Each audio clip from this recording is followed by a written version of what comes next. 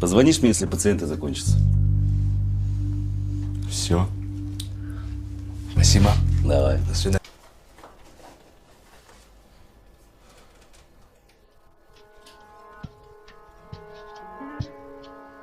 Алло?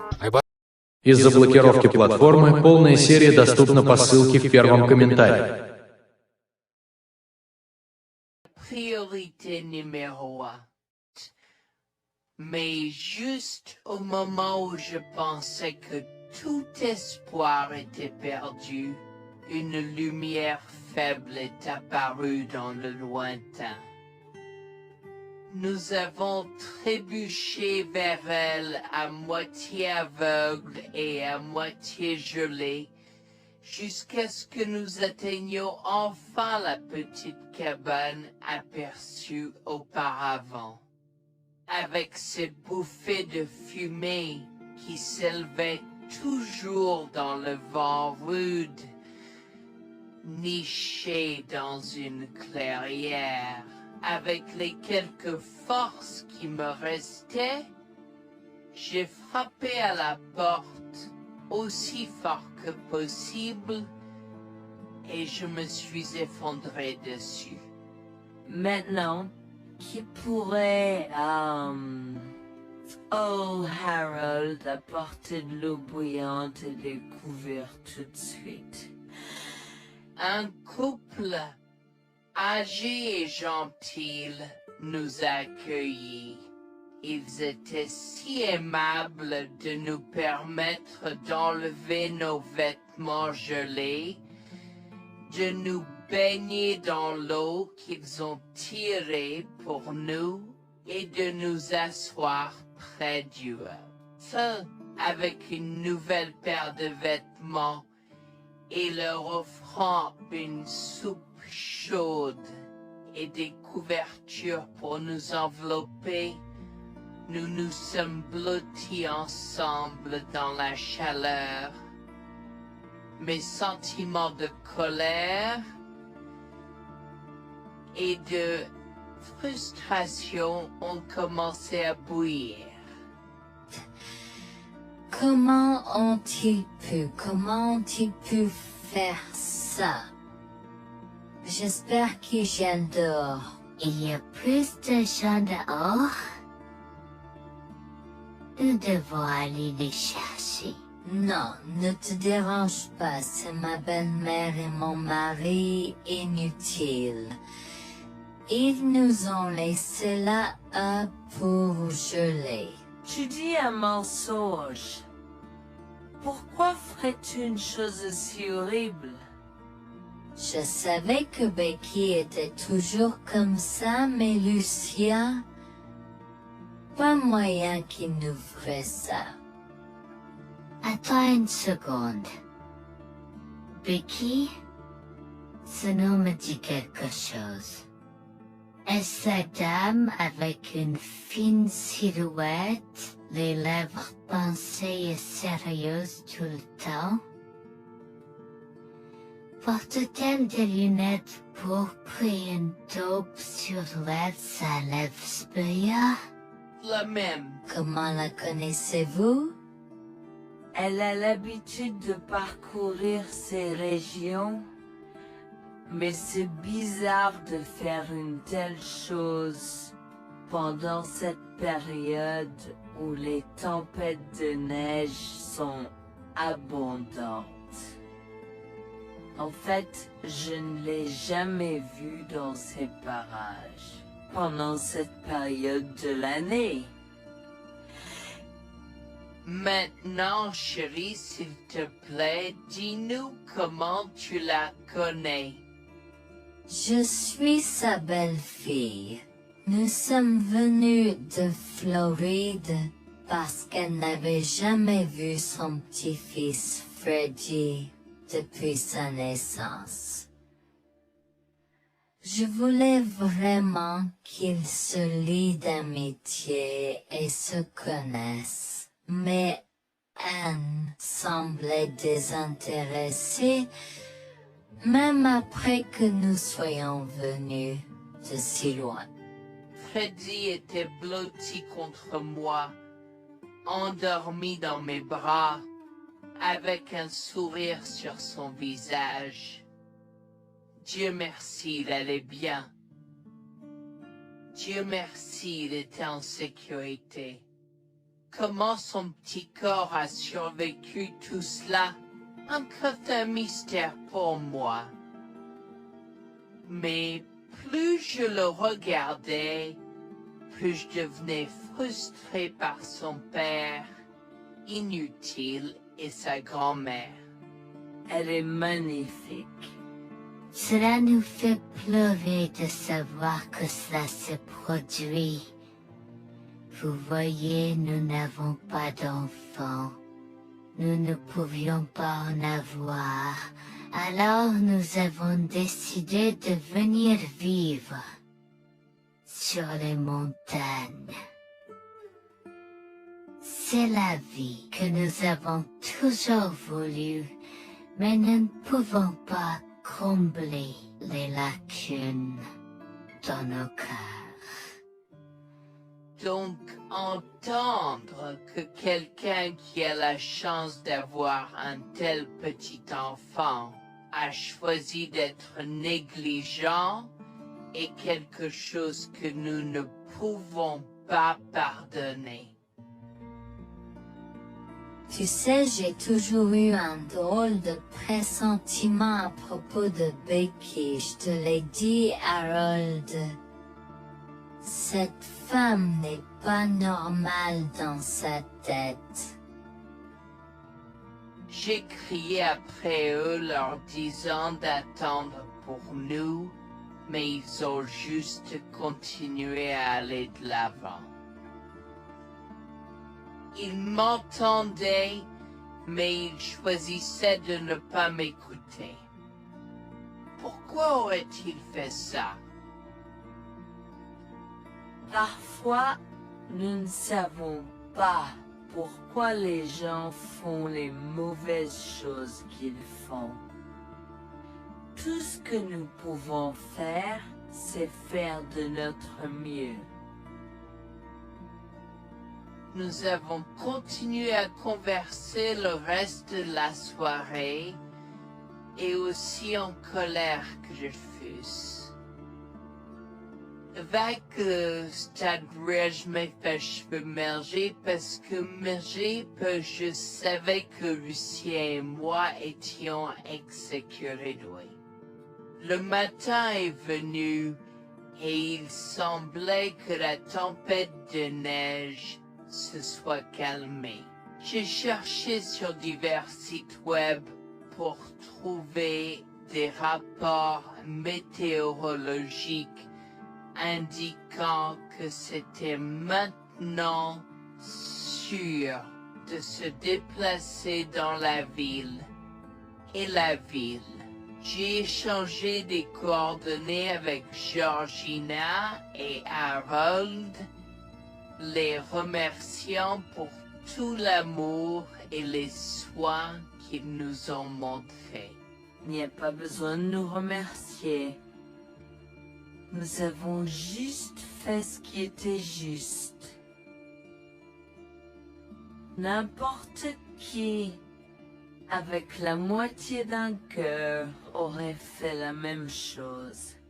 S'il vous plaît, laissez-moi vous accompagner chez vous. Harold et Georgina nous ont accompagnés à la résidence et, oh mon Dieu, nous avons trouvé Lucien et Rebecca assis confortablement sur le porche avant, comme si Freddy et moi étions sur le point de mourir la veille. Je suis sorti de la voiture et j'ai commencé à perdre les pédales. Qu'est-ce qui ne va pas chez vous, les gens? Comment pouvez-vous nous laisser là? Tu nous ralentissais et nous voulions voir la cascade gelée. Est-ce que tu plaisantes? Freddy aurait pu mourir la nuit dernière. Tu t'en fous, vous, Lucien? Pour être juste, tu aurais pu simplement rester à la maison si tu n'étais vraiment pas prêt pour cette aventure. Je jure devant Dieu, à ce moment-là, ma vision est devenue rouge. J'étais prêt à attaquer, à donner des coups de pied, à crier et à hurler pour que le monde entier entende à quel point ces gens étaient horribles. Non seulement ils nous ont laissés là, mais ils semblaient ne pas se soucier de ce qu'ils avaient fait. C'était presque comme s'ils essayaient de nous tuer. Avant que je ne puisse lancer une série d'actions et de mots qui ne pourraient pas être repris, Harold m'a retenu, me disant de me calmer, car Freddy était toujours dans la voiture avec Georgina. En assistant à toute cette scène, il m'a fallu un moment pour me calmer. Mais même si j'avais calmé, j'étais toujours agressif et argumentatif. Vous nous avez laissés là. Nous aurions pu mourir, Lucien. Tu t'en fous de ça? Tu t'en fous que ta mère ait essayé de nous tuer? Ne sois pas dramatique, Noémie. Elle n'essayait pas de faire ça. Regarde, la raison pour laquelle nous ne sommes pas revenus te chercher est parce que nous savions que tu trouverais de l'aide et un abri. Je veux dire, tu as toi-même indiqué cette cabane, n'est-ce pas? Il semble que tu aies obtenu l'aide dont tu avais besoin. Pas grâce à toi ou à ta mère. Je n'arrive pas à croire ce que j'entends en ce moment. Assez, tout le monde. Ne me donne pas mal à la tête. Comment peux-tu être si froid et sans cœur envers ta femme? J'ai la moitié d'une idée de venir te frapper. Essaie, vieil homme. Je te mets au défi. Écoute, Noémie. Je suis désolée que tu n'aies pas pu gérer un peu le mauvais temps, mais je jure qu'il n'y avait aucune mauvaise intention de ma part. Écoute, Noémie, je suis désolée que tu n'aies pas pu gérer un peu le mauvais temps, mais je jure qu'il n'y avait aucune mauvaise intention de ma part. Oh oui. Pourquoi diable irais-tu faire de la randonnée à cette période de l'année? Nous ne te voyons jamais pendant cette période, alors quoi maintenant? Pourquoi maintenant quand tu as un enfant qui ne voulait que se connecter avec toi? Quelqu'un pourrait argumenter que ce niveau de négligence grossière était intentionnel, Becky. Tu es une personne malade et pathétique. Cela a semblé faire fondre l'extérieur froid et dur de Becky, qui avait l'air douloureuse, du moins pendant un instant, avant de revenir à son extérieur de méchante sorcière de l'Ouest. Je ne sais pas ce que tu essaies d'insinuer, Mais si tu cherches une bataille, je peux t'assurer que tu la perdras. Tu oublies que je suis une femme riche. J'ai accès au meilleur. Voyons comment ton petit argument va se passer en cours, vieil homme. Vous balade avec votre malade joueuse sourire. Je souhaite que vous restiez une fille. Tu sais quoi, Noémie? Je m'en fiche maintenant. Je n'ai plus besoin de faire semblant devant toi. Et tout le monde. Alors, laisse-moi te dire les choses clairement pour que tout le monde puisse entendre. Je m'en fiche de toi et de ce bébé. Honnêtement, je souhaite que vous soyez tous les deux morts hier. Au moins, vous auriez arrêté de me déranger avec vos tentatives pour rencontrer ce bébé. Est-ce que je parais en avoir quelque chose à faire? J'ai fait mon geste vers elle comme si mon corps avait une volonté propre. Je me suis approché d'elle et l'ai giflée. J'ai continué à la gifler et à donner des coups de pied aussi fort que possible jusqu'à ce que Jack et Harold me déchirent. Tu m'insultes. Comment osais-je? Comment osez-vous vous asseoir là et défendre cette sorcière?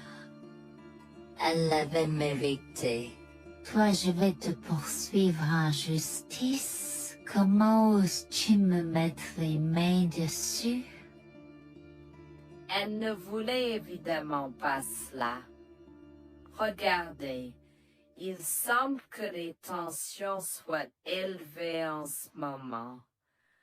Pourquoi ne pas tous prendre une grande respiration? Entrons et réglons cela. Vous êtes un homme faible et pathétique, et j'espère que vous passerez le reste de votre vie à expier ce que vous avez fait à votre fils.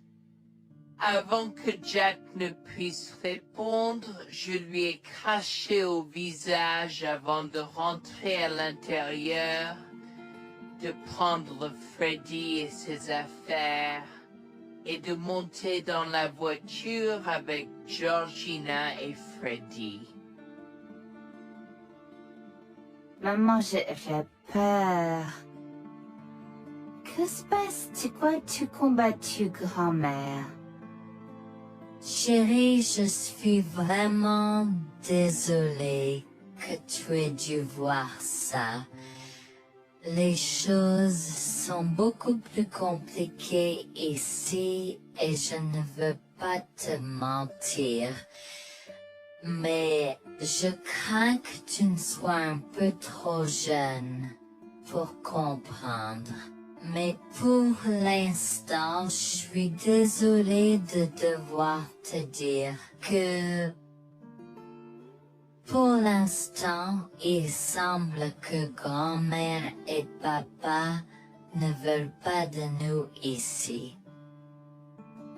Nous ne pouvons pas être ici parce que papa et grand-mère ne sont pas très gentils et je ne veux pas que tu sois autour de personnes qui ne sont pas gentilles.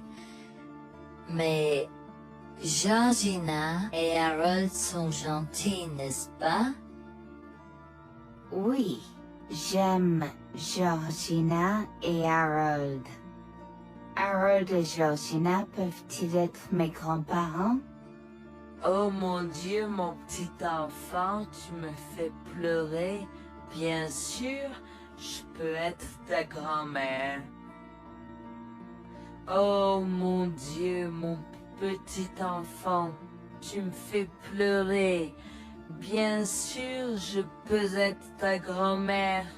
Je serai toujours ton ami et je te promets de prendre soin de toi si tu as besoin de moi. Harold a pris la voiture et nous a emmenés à un hôtel où nous avons pu nous reposer et nous remettre de nos émotions, mais malheureusement tout l'événement était un peu trop difficile à gérer. J'y avais très peur pour l'avenir pour Dieu, tant Freddy que moi, car cela signifiait le divorce. Mais j'avais peur, Bertie, qu'ils obtiennent la garde de Freddy. Décidé de parler au Giners et c'est peur de la question une fois que Freddy s'était endormi. Que vais-je faire? Je vais aller en prison? Nonsense. Cette sorcière ne portera pas plainte. Et si elle ne faisait, elle ne le fera pas. Car nous avons des preuves de sa conspiration pour commettre un meurtre. Comment? Nous sommes toujours préparés, chérie. Nous avons secrètement enregistré toutes les preuves. Maintenant, vous pouvez emporter cet enregistrement avec vous et l'utiliser contre votre mari et belle-mère au tribunal. Vous êtes des anges déguisés. Comment avez-vous fait ça? Quand? Comment? Chut, mon enfant, ne t'inquiète pas de tout ça. Écoute simplement l'enregistrement audio. Nous avons écouté et effectivement toutes les preuves avaient été enregistrées, y compris la partie où j'ai attaqué physiquement sa mère. Maintenant, ils vont me faire pour coups et blessures. Oh mon Dieu, pourquoi je fais ça? Maintenant, Bonjour, je m'appelle Jeanne et j'ai 37 ans. Je rédige ceci parce que l'année dernière a été très difficile pour moi et mon mari Jules. Nous avons beaucoup progressé depuis cet incident et je veux juste partager cette histoire pour aider quiconque pourrait se trouver dans une position similaire. Laissez-moi d'abord vous raconter comment j'ai rencontré mon mari, adorable. Tout a commencé de la manière la plus inattendue, dans un hôpital. Jules et moi nous sommes retrouvés à passer une longue nuit devant la salle d'urgence remplie d'inquiétude et incapables de partir. Jules était là parce que sa sœur avait eu un grave accident de voiture alors que ma mère a souffert d'une crise cardiaque. Dans cet espace partagé d'inquiétude et d'incertitude, nous avons trouvé du réconfort dans la présence de l'autre. Nous avons parlé facilement, découvrant un terrain d'entente et une compréhension réelle. Comme nous avons réalisé que cela prendrait un certain temps avant d'avoir des nouvelles des médecins, nous avons décidé de faire une pause et de prendre un café au café de l'hôpital. Nous ne savions pas que ces rencontres fortuites allaient changer nos vies à jamais. Au fur et à mesure que la nuit se transformait en aube, nous avons échangé des numéros avant de nous séparer à contre-séance. Pendant que la condition de ma mère se stabilisait et qu'elle commençait sa convalescence, la sœur de Jules faisait face à un voyage plus difficile. L'accident l'avait laissée avec de graves lésions de la moelle épinière et des blessures cérébrales, et elle était paralysée de la taille aux pieds. Jules était dévasté, partagé entre le soulagement qu'elle ait survécu et la tristesse face aux défis qu'elle allait maintenant affronter. Au cours des mois suivants, Jules et moi sommes restés en contact, nous nous soutenons émotionnellement pendant les convalescences de nos proches. Nos conversations ont progressivement changé, nous permettant de partager nos espoirs, nos rêves et nos peurs. Dans l'un de ces échanges sincères, Jules a eu le courage de m'inviter à prendre un café, un rappel significatif de l'endroit où notre connexion avait d'abord fleuri. Notre amour a grandi rapidement, alimenté par la fondation que nous avons construite pendant nos moments les plus sombres. Welfare vers la réalité de l'autre et avons avoir tale. Cela n'a pas pris longtemps pour que nous réalisions que nous avions trouvé quelque chose de vraiment spécial. Après 2 ans de fréquentation, Jules m'a demandé en mariage. Avec une joie débordante, j'ai dit oui avec enthousiasme. Notre mariage était une petite et intime célébration, honorant l'amour qui est né de nos épreuves partagées. À ce moment-là, la sœur de Jules avait besoin de soins spécialisés, et il, étant le membre de la famille le plus proche, a pris la responsabilité. Cependant, il avait également besoin d'un travail temps plein pour gérer les factures qui s'accumulaient. Inquiète qu'il soit accablé, Jules a travaillé sans relâche pour subvenir aux besoins de sa sœur et de notre avenir ensemble. Un jour, je l'ai assis et l'ai rassuré en lui disant que nous étions une équipe faisant le défi de la vie ensemble. Chérie, j'ai besoin de te parler de quelque chose d'important. S'il te plaît, prends place. De quoi s'agit-il? Tu as l'air sérieuse, tout va bien? D'une certaine manière, non. Je t'ai vu lutter pendant un certain temps maintenant. Tu sais que tu peux me demander de l'aide, n'est-ce pas? Bien sûr que je le sais. Je ne veux juste pas t'imposer mes problèmes, tu sais. Mon chéri, nous sommes une équipe. Je veux que tu te souviennes toujours de ça. Nous faisons face aux défis de la vie ensemble et il n'y a rien d'individuel dans notre relation, seulement la nôtre. Je veux te soutenir, toi et ta sœur, de toutes les manières possibles. Cela signifie beaucoup pour moi, bébé. Tu as été incroyable tout au long de tout cela. Je ne sais pas ce que je ferais sans toi. C'est exactement pourquoi je voulais en parler. J'ai réfléchi à la prise en charge d'Abby et à l'impact que cela a sur ton travail. Et si nous envisageons de la placer dans une maison de retraite? Et avant que tu ne poses la question, je connais une bonne où ma grand-mère était vraiment heureuse. Elle a même préféré cela à vivre avec son métier. Je ne sais pas, je veux dire, c'est une décision importante et risquée à prendre. Je comprends, mais réfléchis grec. Cela permettrait de te trouver un meilleur emploi payant pour que nous puissions nous assurer qu'Abby reçoit les soins qu'elle mérite.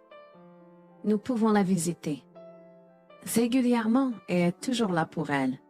Mais cela soulagerait une partie de la charge sur tes épaules. Tu as raison. C'est un choix difficile, mais je fais confiance à ton jugement. Je suis heureuse que tu me laisses enfin t'aider. Crois-moi, les choses sont plus faciles quand on peut partager ses fardeaux avec quelqu'un. Je veux dire, c'est comme ça que nous nous sommes trouvés, non? Comment pourrais-je jamais l'oublier? Je t'aime tellement. Merci de rester à mes côtés. Tais-toi, pas besoin de remerciements. Tu sais que je serai toujours là pour toi. Je t'aime aussi, chérie. Jax m'a fait confiance et nous avons trouvé une maison de retraite pour Abby. Au cours des prochains mois, Jax a trouvé un travail mieux rémunéré et a rendu visite à sa sœur tous les jours. Le rétablissement d'Abby a progressé de manière surprenante bien qu'elle soit paralysée. Elle a commencé à se déplacer dans la maison de retraite dans son fauteuil roulant, déterminée à explorer. La maison de retraite permettait aux résidents de sortir avec des membres de leur famille enregistrés, alors je lui ai envoyé une allocation mensuelle pour l'aider à s'amuser. La mère de Jax, Grégoire, a entendu parler de son dévouement au bien-être d'Abby et des efforts qu'il a déployés pour s'occuper d'elle. Grégoire est venu à notre domicile, les larmes aux yeux, pour exprimer à quel point il était fier de son fils. Mère, pourquoi pleures-tu? Qu'est-ce qui ne va pas? Je veux juste que tu saches à quel point je suis fier de toi, Jules. Tu as montré une telle force et compassion en prenant soin d'Abby. Je ne pourrais pas être plus fier d'avoir élevé un fils aussi merveilleux. Eh bien, merci, mère. Je fais juste ce que je peux pour Abby. C'est pas facile, mais je l'aime et je veux m'assurer qu'elle va bien. Tu as fait plus que suffisamment, mon chéri. Je ne veux pas que tu portes ce fardeau seul. Je veux prendre le relais et rendre visite à Abby plus fréquemment. Tu dois te concentrer sur ton travail et ta propre vie. Abby sera bien prise en charge. Fais-moi confiance. Eh bien, ce n'est pas comme si je l'avais fait seule. Jeanne a été à mes côtés, me soutenant à chaque étape du chemin.